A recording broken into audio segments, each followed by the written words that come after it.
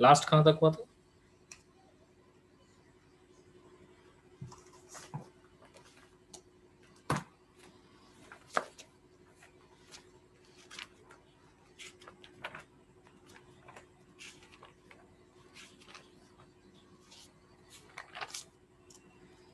Telophase तक हो गया था, यस।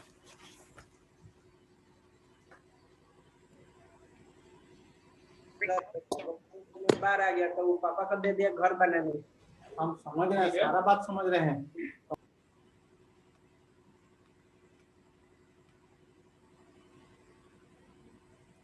साइटोकाइनेसिस पढ़ना था। चलिए नेक्स्ट हेडिंग डाल लीजिएगा, साइटोकाइनेसिस।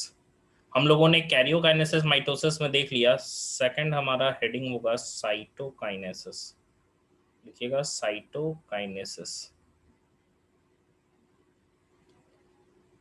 साइटोकाइनेसिस की हम बात कर रहे हैं, तो भाई साइटोकाइनेसिस में हम कह सकते हैं कि जो सेल डिवीजन है या डिवीजन ऑफ साइटोप्लाज्म हम कह सकते हैं,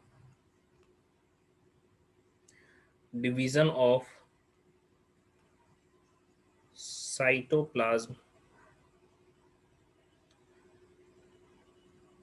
after nuclear division, nuclear division, after nuclear division.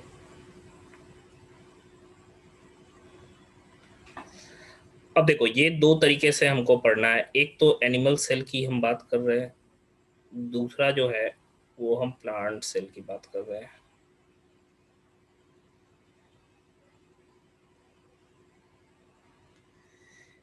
एक हो गया एनिमल सेल या साइटोकाइनेसिस इन एनिमल सेल हम कह सकते हैं, साइटोकाइनेसिस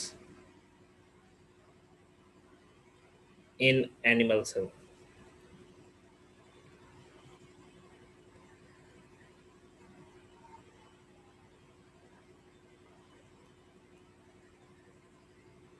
दूसरा हम बोल सकते हैं cytokinesis, kinesis in plant cell, plant cell, cytokinesis in plant cell. देखिए एनिमल सेल की हम बात कर रहे हैं, तो अगर साइटोकाइनेसिस स्टार्ट कब होता है, starts in late anaphase. Late anaphase में उधर न्यूक्लियस अच्छे से अभी डिवाइड नहीं होता, ऐसा नहीं कि पूरा न्यूक्लियस डिवाइड हो गया, तब क्या होगा कि साइटोकाइनेसिस स्टार्ट कंप्लीट होगा न्यूक्लियस डिवीजन के बाद ही, लेकिन हाँ स्टार्ट होता है लेट एनाफेज में, starts in late anaphase. Late anaphase मतलब कि क्रोमोसोम जो है वो अपने रेस्पेक्टिव पोल पे जब पहुंच जाते हैं तो क्या होता है, स्टार्ट हो जाता है। एनिमल में अगर हम लोग देखते हैं तो by constriction and furrow formation हम देखते हैं, कंस्ट्रिक्शन एंड फरो, फरो मतलब होता है गड्ढा, फॉर्मेशन। वहीं पे अगर मैं प्लांट सेल की बात करूं तो by cell plate formation, cell plate formation. ये कैसा हो रहा है, अगर मैं देखूं, मान लो एक सेल है, ठीक है, ऐसे कुछ हमको दिखेगा, जैसे मान लो ये ऐसा है,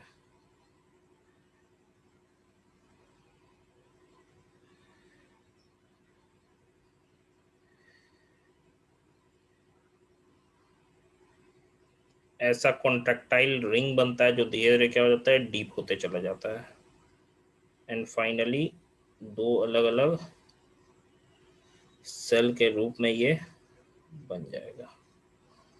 ठीक है, ये हम कह सकते हैं यहाँ पे एक मिड बॉडी का फॉर्मेशन होता है एंड कॉन्ट्रैक्टाइल रिंग बनता है, धीरे धीरे दो हम कह सकते हैं, ये न्यूक्लियस हो गया, डिवाइड हो चुका है, ये न्यूक्लियस हो गया, 2 न्यूक्लियस बन चुका है।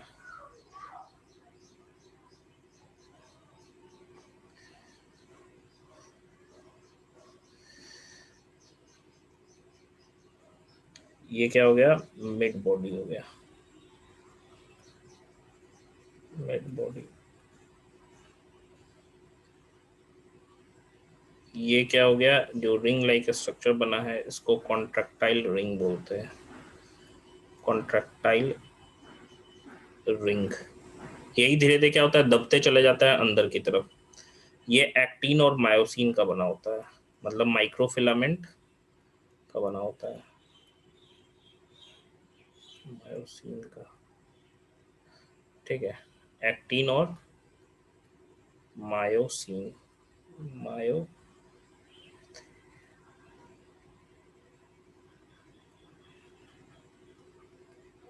ठीक है, अगर मैं ऑर्डर की बात करूं या डायरेक्शन की बात करूं तो देखो बाहर से ये अंदर सेंटर के टुवर्ड्स हो रहा है।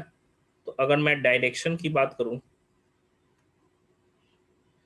तो डायरेक्शन क्या होगा, from outside to centre. Centre की तरफ जो ऑर्डर होता है इसको सेंट्रीपिटल ऑर्डर कहते हैं, टुवर्ड सेंटर को, जैसे सेंट्रीपिटल फोर्स होता है ना, तो सेंट्रीपिटल ऑर्डर।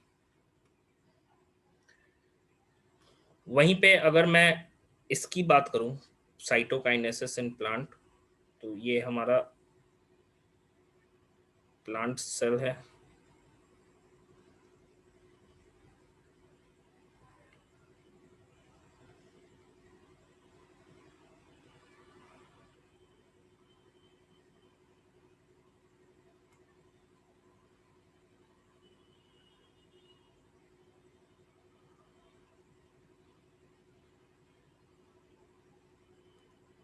इसके ऊपर क्या होता है, हार्ड सेल वॉल रहता है।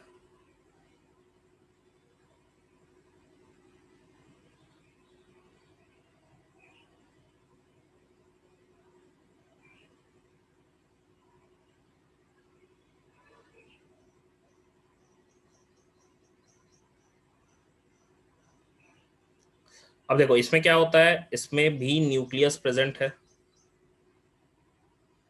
इसमें भी न्यूक्लियस प्रेजेंट है।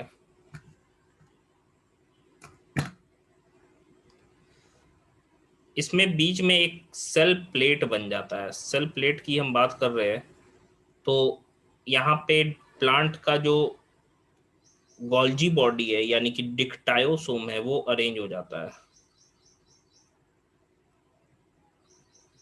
एंड सेल प्लेट बन जाता है। ये सेल प्लेट हार्डन होता चला जाता है एंड डिवाइड कर जाता है। ठीक है, इस सेल प्लेट को हम फ्रैग्मोप्लास्ट कहते हैं। तो इसमें क्या है, ऐसे डिवीजन होता है, ऐसे फ्रॉम सेंटर टुवर्ड्स पेरिफेरी।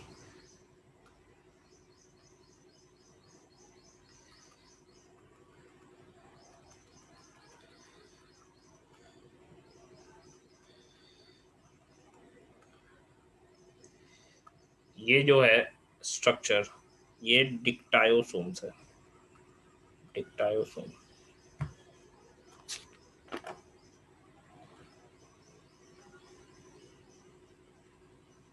डिक्टायोसोम,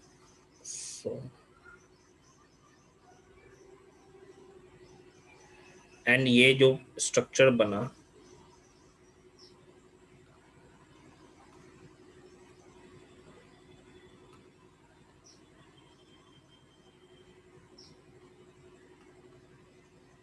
ये जो स्ट्रक्चर बना इसको फ्रैग्मोप्लास्ट कहते हैं, फ्रैग्मोप्लास्ट।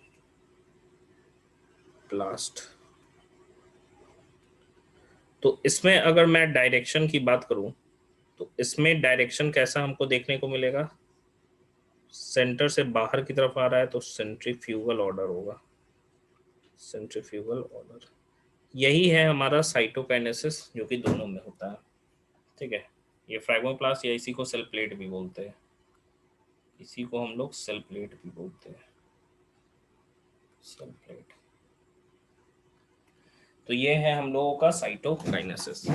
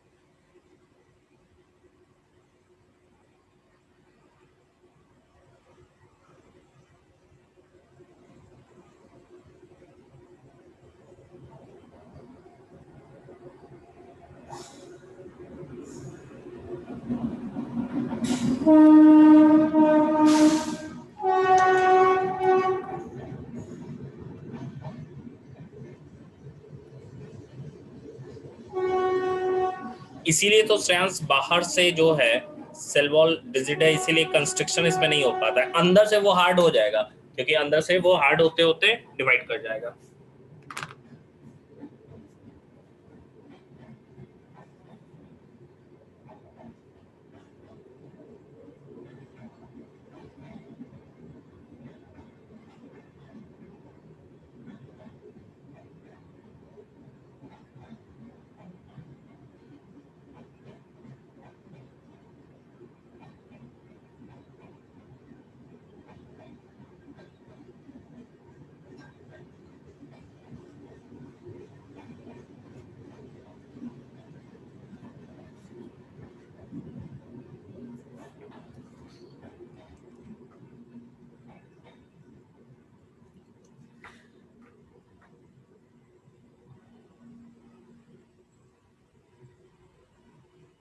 सेंट्रीफ्यूगल ऑर्डर कहने का मतलब सेंट्रीफ्यूगल फोर्स पड़े, सेंट्रीपीटल और सेंट्रीफ्यूगल, जैसे एक धागा में एक पत्थर बांध के उसको गोल गोल नचा रहे हैं, तो उसमें दो फोर्स काम कर रहा है, एक क्या है सेंटर के टुवर्ड्स पत्थर को खींच रहा है जिसको सेंट्रीफ्यूगल कहते हैं, दूसरा उसको बाहर की तरफ ढकेल रहा है उसको हम लोग सेंट्रीफ्यूगल कहते हैं। सर्कुलर मोशन आप पढ़िएगा ना, आप अभी तो शायद न्यूटन्स लॉ वगैरह पढ़ रहे होंगे, उसी में सर्कुलर मोशन भी है, तो पढ़िएगा तो वहां पे फोर्स आएगा दो, सेंट्रीपिटल और सेंट्रीफ्यूगल।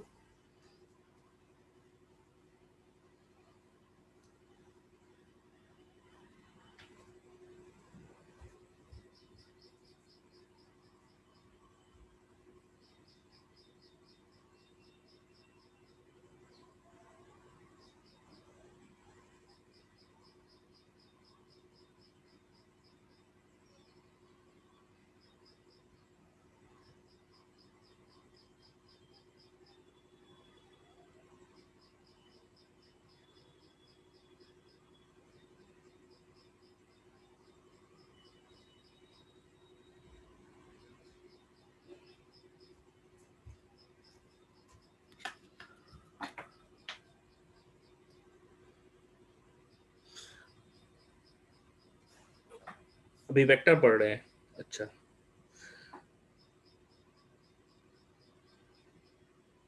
पढ़िएगा, उसके बाद काइनेमेटिक्स पढ़िएगा, फिर फोर्स में पढ़िएगा, ऐसे पढ़िएगा तो वर्क एनर्जी पावर में आएगा, छठा चैप्टर होगा।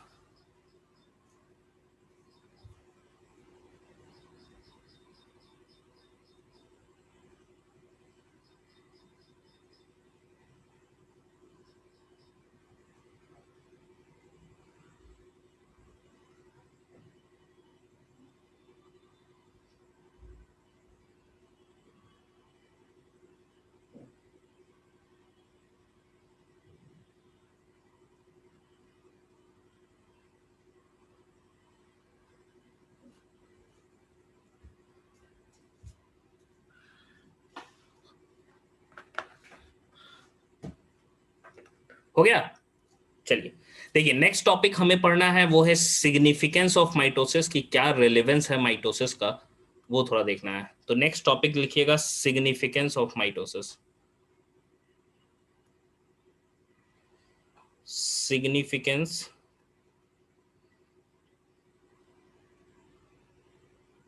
Of mitosis, significance of mitosis.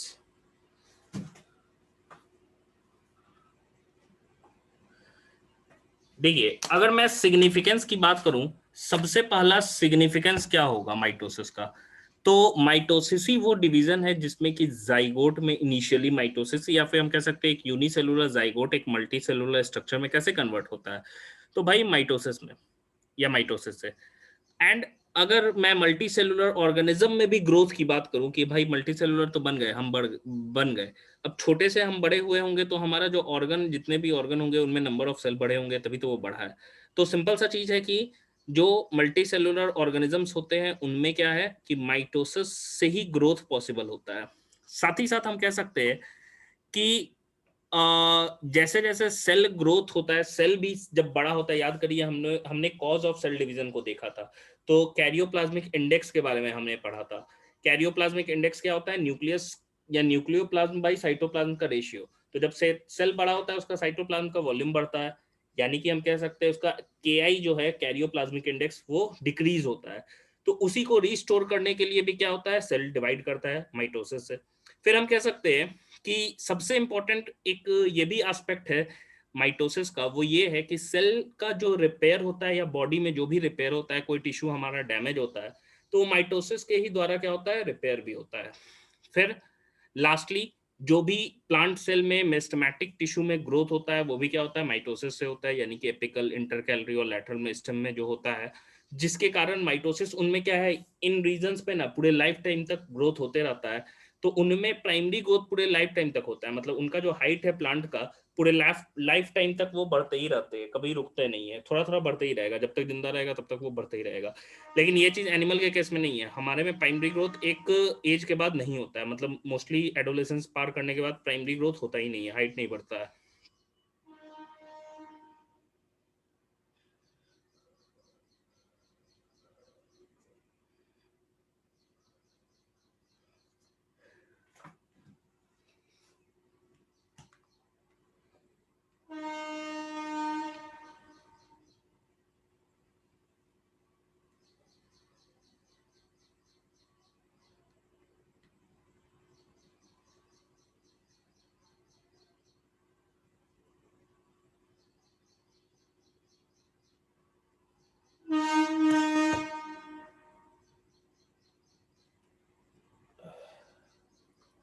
हो गया, चलिए देखे तो लिखते हैं हम लोग, कुछ लिखा ही नहीं तो होगा वहां से।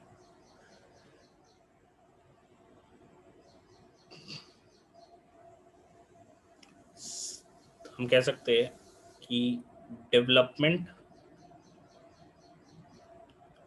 Of an organism development of an organism occurs by mitosis, occurs by mitosis.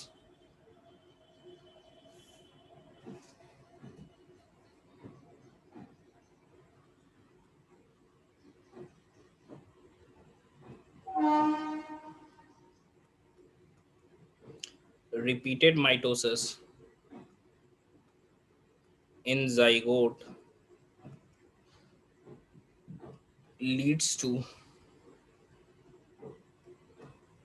the formation the formation of the whole body, of the whole body,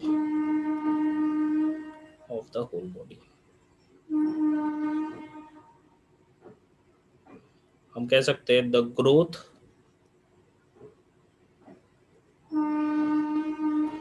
of multicellular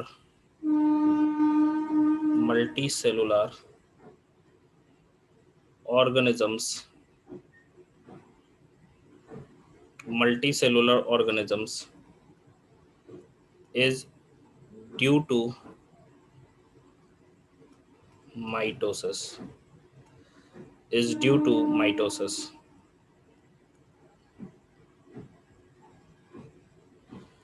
Cell growth results in decrease in KI पढ़ चुके थे, KI लिखे, karyoplasmic index बोलते हैं। सो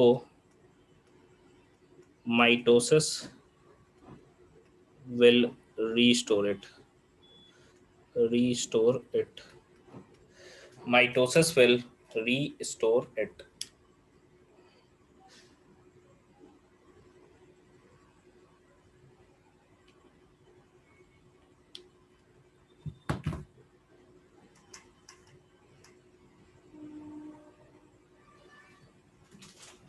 लिखे तो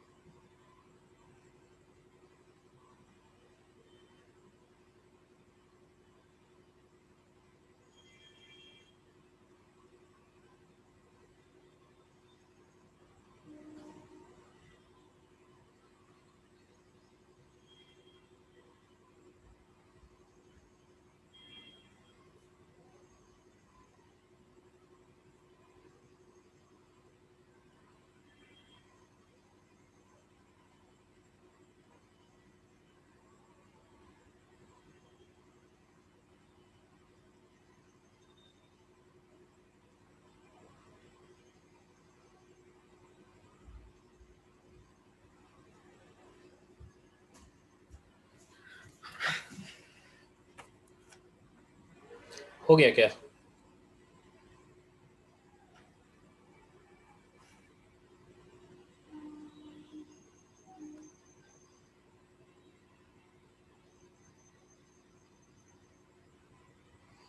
एक minute, कोई लिख रहा है, शिवांगी लिख रही है। हो गया शिवांगी?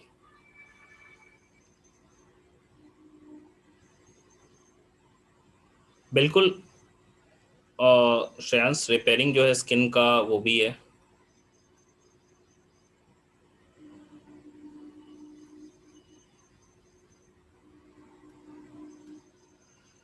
चलिए, नेक्स्ट फोर्थ अगर मैं देखूं, फोर्थ यही है, रिपेयरिंग जो है वो है सेल रिपेयर, हम कह सकते हैं सेल रिपेयर या टिश्यू रिपेयर ज़्यादा एक्यूरेट लगेगा, tissue repair.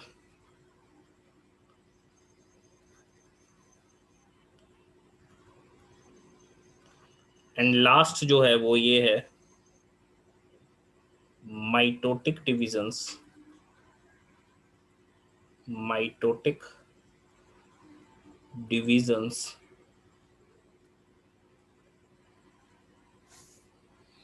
in the meristematic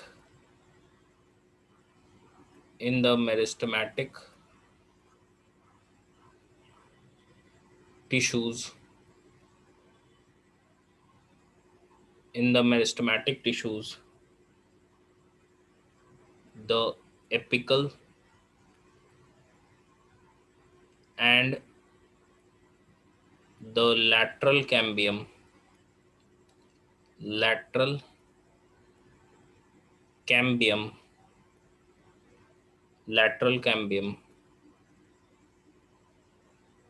result in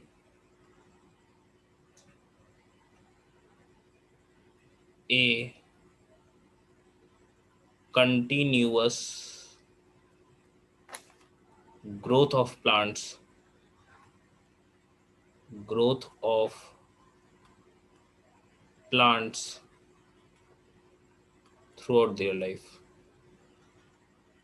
throughout their life, their life। तो ये था भाई सिग्निफिकेंस ऑफ माइटोसिस।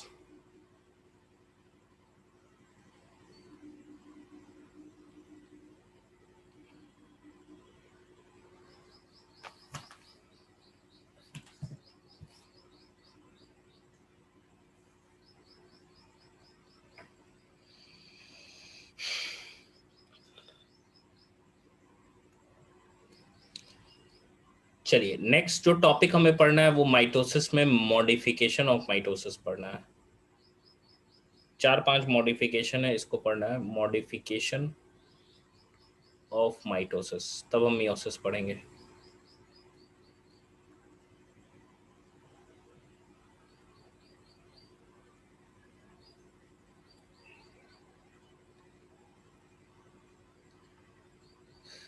बिल्कुल चांस, मियोसिस जिम्मेदार है वेरिएशन के लिए।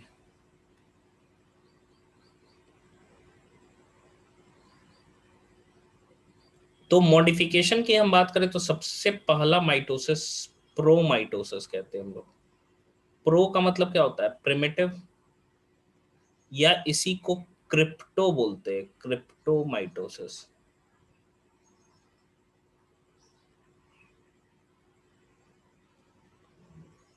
जैसे कि क्रिप्टो, क्रिप्टो हम लोग वर्ड किस चीज के लिए यूज करते हैं? क्रिप्टो कहते हैं कि भाई कोई चीज एक्चुअल वो चीज नहीं है लेकिन उसका नकल कर रहा है या दिखता है वैसा। जैसे आजकल क्रिप्टो करेंसी भी हम कह सकते हैं, बहुत सारे क्रिप्टो करेंसी जो ऑनलाइन, जैसे बिटकॉइन वगैरह जो होता है क्रिप्टो करेंसी, पैसा एक्चुअल है नहीं लेकिन पैसे के रूप में इस्तेमाल होता है। तो क्रिप्टोमाइटोसिस मतलब एक्चुअली में वो माइटोसिस है नहीं लेकिन वो माइटोसिस जैसा दिखता है। कैसे भाई? तो हम सिंपल कह सकते हैं ये एक प्रिमिटिव टाइप ऑफ माइटोसिस होता है।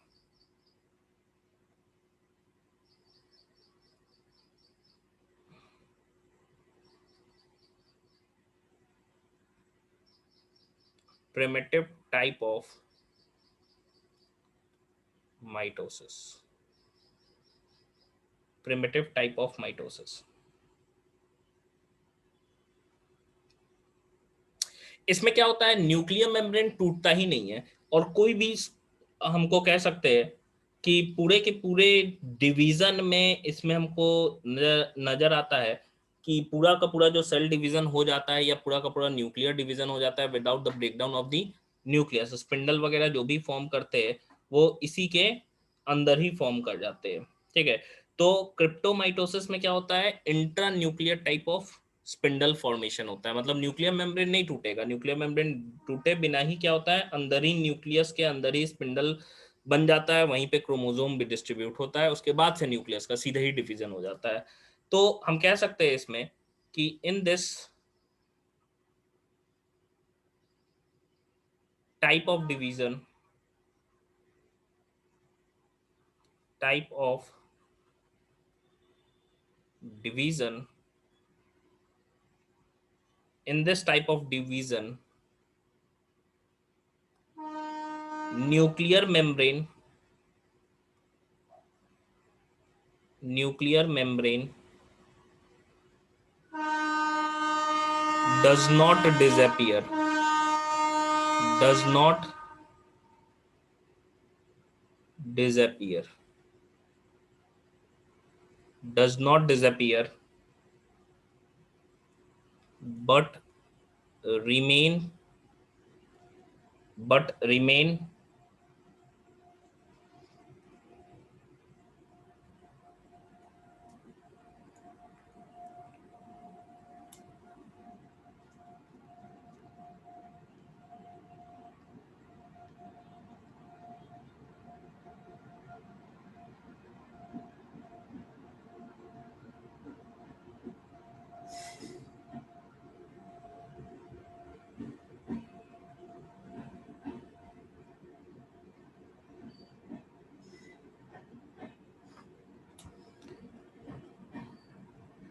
लिखिए तो यहाँ तक।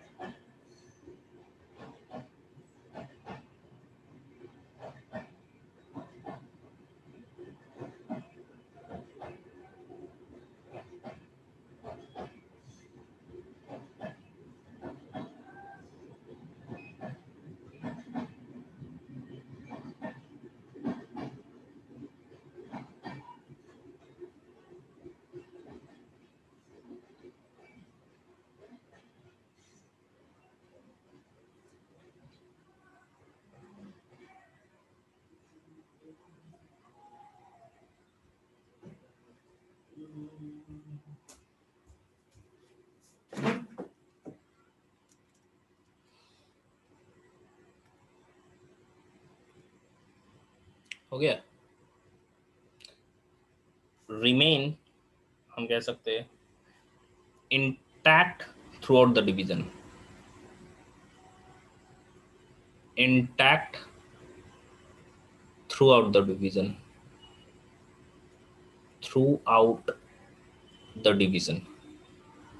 मतलब जो न्यूक्लियस, न्यूक्लियस के ऊपर जो मेम्ब्रेन है वो टूटेगा ही नहीं, टूटेगा ही नहीं तो न्यू स्पिंडल फॉर्मेशन तो लेकिन होना चाहिए। तो जितने भी कैरियोकाइनेसिस के चेंजेस होते हैं, ऑल द चेंजेस वो उसी न्यूक्लियस के अंदर ही हो जाएंगे। मतलब जितने भी फेजेस हमको नजर आएंगे ना वो उसी के अंदर ही हो जाएंगे। Kinesis occurs inside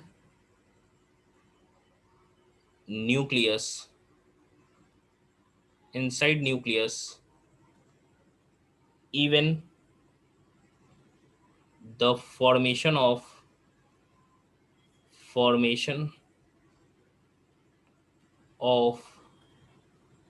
spindle fibers। अब देखो, ये जो है वो intra nuclear type of spindle बनेगा, इंट्रा न्यूक्लियर स्पिंडल। ठीक है, एग्जाम्पल में हम क्या दे सकते हैं कि ये कहाँ हमको देखने में मिलेगा। प्रिमिटिव है, जाहिर से स्मॉलेस्ट ऑर्गेनिज्म में, यूनिसेलुलर वाले ऑर्गेनिज्म में देखने को हमें मिलेगा, जो कि यूनिसेलुलर ऑर्गेनिज्म होते हैं। जैसे कि एग्जाम्पल के तौर पे हम क्या बोल सकते हैं, एग्जाम्पल के तौर पे आपके अमीबा हो गए। अमीबा में जो बाइनरी फिजन होता है वो देखने को मिलता है ड्यूरिंग बाइनरी फिजन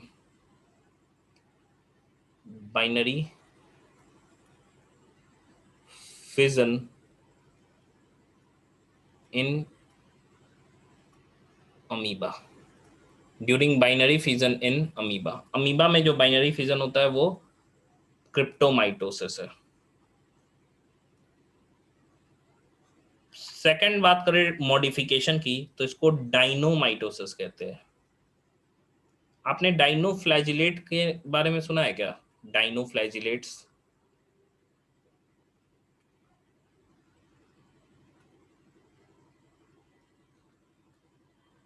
डाइनोफ्लैजिलेट्स नहीं, डाइनोफ्लैजिलेट्स नाइन्थ में पढ़े होंगे। उसमें किंगडम प्रोटिस्टा था जिसका दूसरा मेंबर होता है। पहला जो होता है उसको डाई एटम्स बोलते हैं, दूसरे को डाइनोफ्लैजिलेट्स बोलते हैं। तो डाइनोफ्लैजिलेट कहने का मतलब उसमें दो फ्लैजिला होता है, यूनिसेलुलर होता है एंड वो ऑटोट्रॉफिक होता है, समुद्र के अंदर पाया जाता है। उसमें जो क्रोमोजोम स्ट्रक्चर होते हैं ना, क्रोमोजोम में क्या होता है कि हिस्टोन प्रोटीन नहीं होता है। देखिए, हिस्टोन प्रोटीन नहीं होगा तो वो ऑक्टामर नहीं होगा हिस्टोन का, तो वो कंडेंस नहीं हो पाता है, मतलब कि वो क्रोमेटीन के ही फॉर्म में रह जाएगा। डिवीजन के समय क्या है, क्रोमोजोम नहीं बनेगा। मतलब अगर सिंपल समझिएगा कि वो क्या है, एब्सेंट होता है। ठीक है, हिस्टोन एब्सेंट होगा तो क्रोमेटीन क्रोमोजोम में कंडेंस हो ही नहीं पाता है। तो विदाउट कंडेंसेशन ऑफ क्रोमोजोम या क्रोमेटीन, हम कह सकते हैं क्रोमोजोम के बिना ही क्या हो जाता है, सेल डिवाइड कर जाता है। तो ये जो स्ट्रक्चर हमको नजर आता है, ये एक्चुअली इस तरह का डिवीजन हमको डाइनोफ्लैजिलेट्स में नजर आता है। देखो, तीन तरह का न्यूक्लियस के बेसिस पे हम लोग कहते हैं। एक तो प्रोकैरियोट जानते थे, यूकैरियोट जानते थे। ये क्या होता है, डाइनोफ्लैजिलेट का जो न्यूक्लियस होता है ना ही पूरा प्रोकैरियोट होता है, यूकैरियोट जैसा दिखता है, क्योंकि उसके अंदर क्या होता है, बाकी ऑर्गेनेल होते हैं, लेकिन न्यूक्लियस के अंदर जो क्रोमेटीन है, क्रोमेटीन के अंदर हिस्टोन नहीं होता है, तो क्रोमोजोम कभी नहीं बनता है। तो हम कह सकते हैं उनमें भी क्या है, जो डिवीजन हो रहा है वो कैसे हो रहा है, intra nuclear type of cell division होगा। उसमें भी हम कह सकते हैं कि क्रोमोजोम जो हो गया वो फॉर्म नहीं करेंगे, एंड स्पिंडल फाइबर भी जो है वो क्या होता है, इंट्रा न्यूक्लियर टाइप, यानी कि उसमें भी न्यूक्लियर मेम्ब्रेन नहीं टूटता है। एंड उनको मेसोकैरियोट बोलते हैं। मतलब उसका न्यूक्लियस कैसा है, ना ही पूरा यूकैरियोट जैसा है, ना ही वो प्रोकैरियोट जैसा है, तो उनको मेसोकैरियोट बोलते हैं। तो डाइनोफ्लैजिलेट्स को मेसोकैरियोट भी बोलते हैं, क्योंकि उनमें जो क्रोमोजोम है वो ना ही पूरा प्रोकैरियोटिक ऑर्गेनिज्म जैसा होता है, ना ही यूकैरियोटिक जैसा होता है। हिस्टोन प्रोटीन उसमें एब्सेंट होता है। ठीक है, तो क्रोमोजोम पूरे तरीके से कंडेंस्ड फॉर्म में जाता ही नहीं है।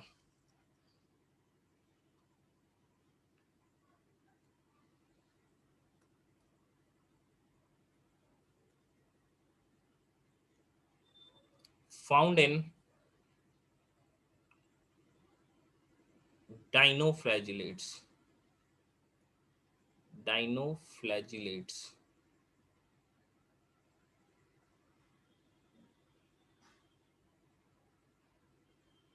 which are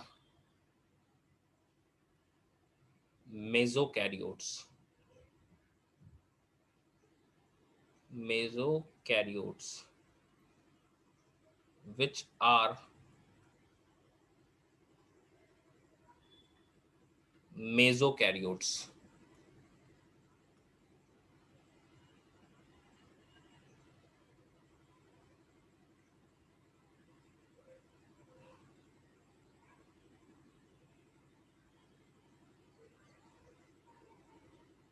नहीं, कहाँ हम बताएं, अमीबा में कैसे नहीं होता है न्यूक्लियर मेम्ब्रेन? अमीबा यूकैरियोट है कि प्रोकैरियोट है?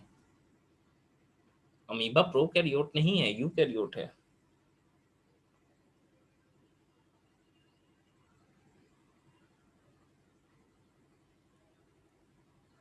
In it histone protein histone proteins are absent. Proteins are absent.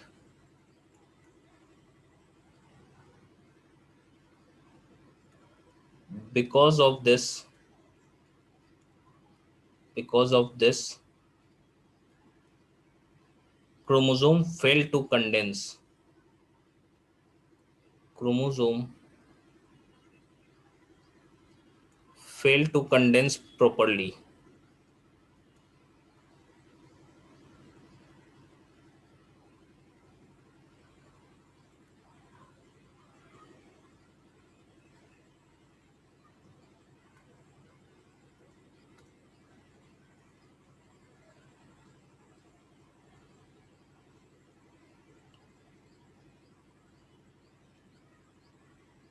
And hence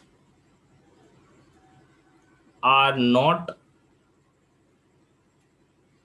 distinctly distinctly distinctly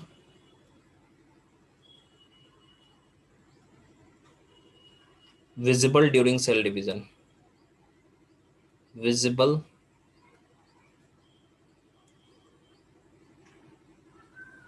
लिखिए तो यार।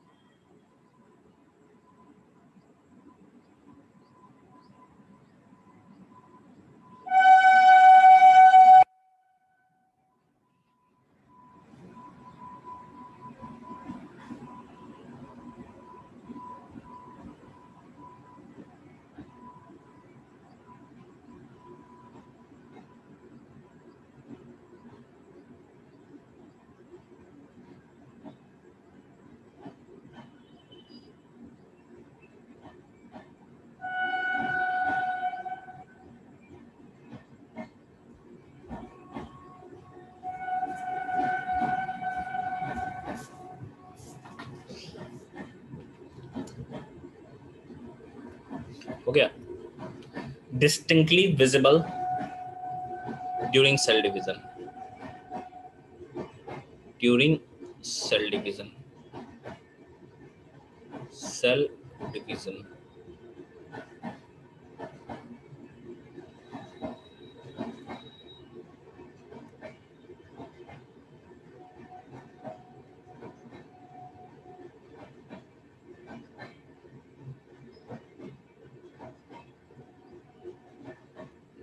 Nuclear membrane. टेस्ट शेड्यूल में बायो का टेस्ट लिया हुआ है क्या?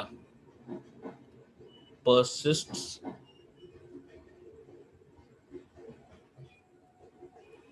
throughout the cell division. Test के बारे में है क्या? संडे को टेस्ट है क्या?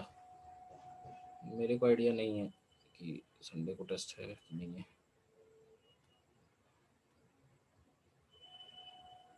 अच्छा, तो बायो का टेस्ट होगा तो होगा, उसमें सेल सेल चैप्टर पूरा रहेगा, टेस्ट होगा तो पूरा रहेगा।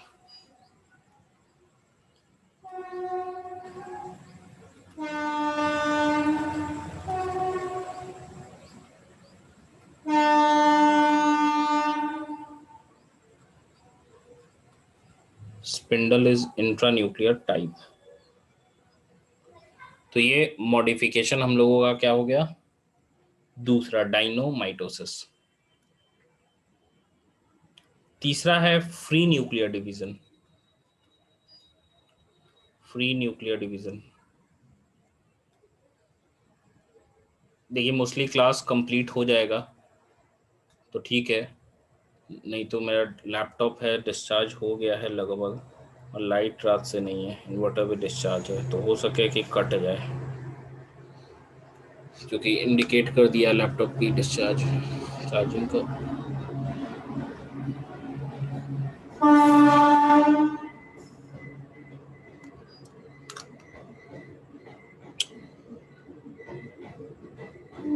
देखिए फ्री न्यूक्लियर डिवीजन हम लोग कहते हैं कि अगर मान लो कैरियोकाइनेसिस हुए जा रहा है, ठीक है, लेकिन साइटोकाइनेसिस सेल डिवीजन नहीं होता है, तो बहुत सारा फ्री न्यूक्लियाई बन जाता है विदाउट द सेल वॉल, या साइटोप्लाज्म है ही नहीं उसके अंदर, खाली न्यूक्लियस न्यूक्लियस न्यूक्लियस है। तो उस केस में हम कह सकते हैं कि वहां पे फ्री न्यूक्लियर, जैसे टेंडर कोकोनट, जो एंडोस्पर्म होता है, एंडोस्पर्म खाना होता है जिसको जाइगोट खा के बड़ा होता है, सीड के अंदर पाया जाता है, तो एंडोस्पर्म फ्री न्यूक्लियर एंडोस्पर्म, जो कोकोनट में पानी हम पीते हैं वो फ्री न्यूक्लियर है। कुछ ही दिन के बाद क्या होता है, जब वो बड़ा होता है तो वो साइड में उसका जमते चला जाता है व्हाइट वाला कर्नेल, जिसको हम नारियल के रूप में खाते हैं, तो वो क्या है, सेलुलर एंडोस्पर्म है। तो वो सेलुलर एंडोस्पर्म बाद में बना, इनिशियली तुम देखो जो डाब वाला पानी हम पीते हैं तो उसमें क्या होता है, जो व्हाइट वाला रहता है बहुत कम रहता है, एकदम हल्का रहता है साइड में, एंड उसमें पानी ज्यादा रहता है, एंड जो बड़ा नारियल हो जाता है, पक जाता है, तो उसमें क्या होता है, पानी कम हो जाता है, व्हाइट वाला ज्यादा, तो वही क्या हुआ है, न्यूक्लियर ही कन्वर्ट हो जाता है सेलुलर में। तो फ्री न्यूक्लियर डिवीजन क्या है, अगर कैरियोकाइनेसिस साइटोकाइनेसिस के अलावा होते रहेगा, मतलब साइटोकाइनेसिस नहीं हो रहा है, खाली कैरियोकाइनेसिस हुए जा रहा है।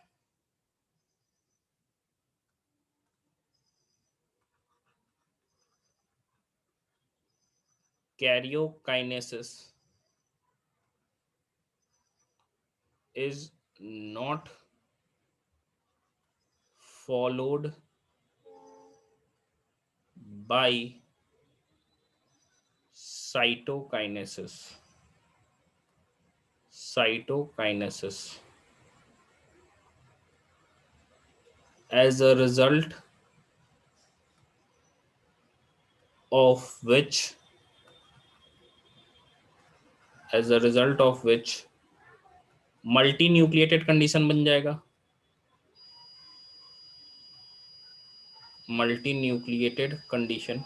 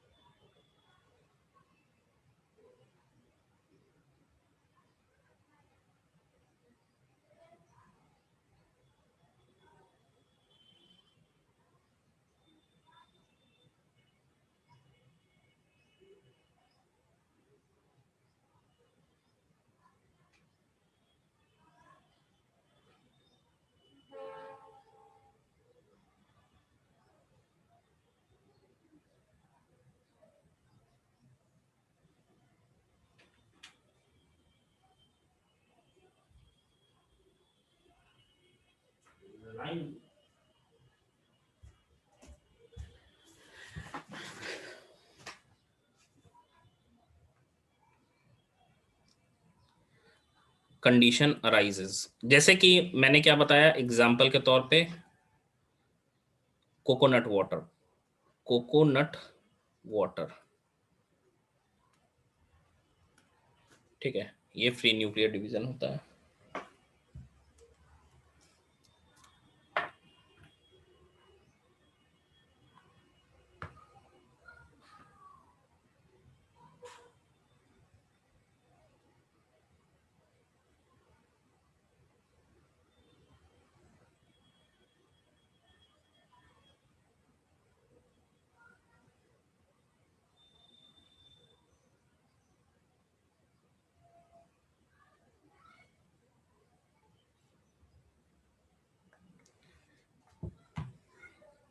हो गया। चलिए नेक्स्ट पढ़ना है हम लोगों को, फोर्थ है, इसको एंडोमाइटोसिस कहते हैं। फोर्थ, एंडोमाइटोसिस। एंडोमाइटोसिस कहने का मतलब क्या हो गया भाई, कि यहां पे क्या है, क्रोमोसोम डुप्लीकेट कर जाता है, लेकिन हम कह सकते हैं कि क्रोमोसोम तो हम कह सकते हैं कि क्रोमोसोम डुप्लीकेट कर जाता है, एंड उससे क्रोमोसोम का नंबर, लेकिन न्यूक्लियस डिवाइड नहीं करता है। तो यहाँ पे क्या है कि क्रोमोसोम हम कह सकते हैं डुप्लीकेट कर जा रहा है without the division of nucleus. Duplication of chromosomes without division of nucleus, division of nucleus, without division of nucleus। तो इससे रिजल्टेंट क्या होगा भाई, रिजल्टेंट होगा पॉलीप्लॉइडी। पॉलीप्लॉइडी मतलब क्या होता है, set of number of chromosome increase हो जाएगा। पॉलीप्लॉइडी मतलब increase in set of chromosome, increase in set of chromosome. जैसे मान लो डिप्लॉयड हो गया, तो डिप्लॉयड अगर डबल हो गया लेकिन डिवाइड नहीं किया।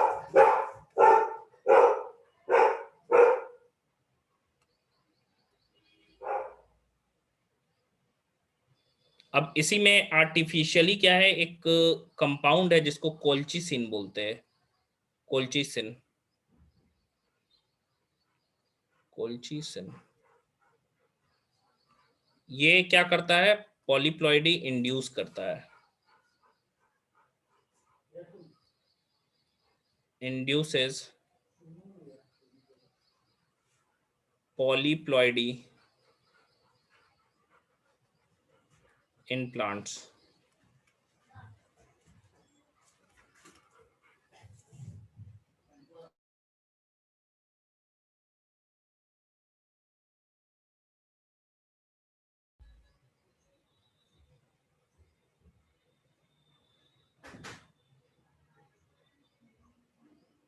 तो ये कोल्चिसिन काम कैसे करता है, ये माइटोटिक पॉइजन है, माइटोसिस को रोक देता है, स्पिंडल फॉर्मेशन नहीं होने देता है, मतलब स्पिंडल क्रोमोसोम डुप्लीकेट करता है, स्पिंडल बनने ही नहीं देता है, तो क्या है, खींचेगा ही नहीं, तो डिवीजन नहीं हो पाएगा।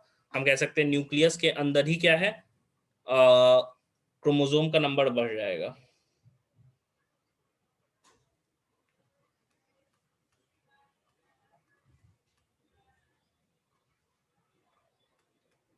माइटोटिक पॉइजन,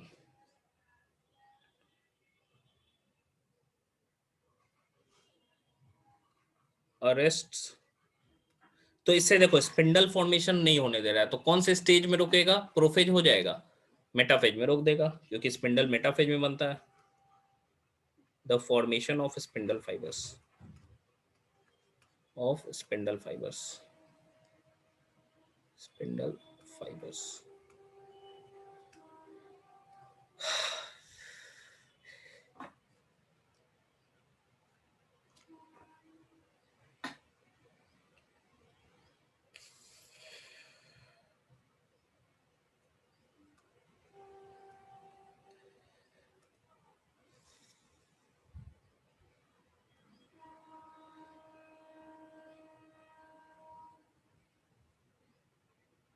हो गया।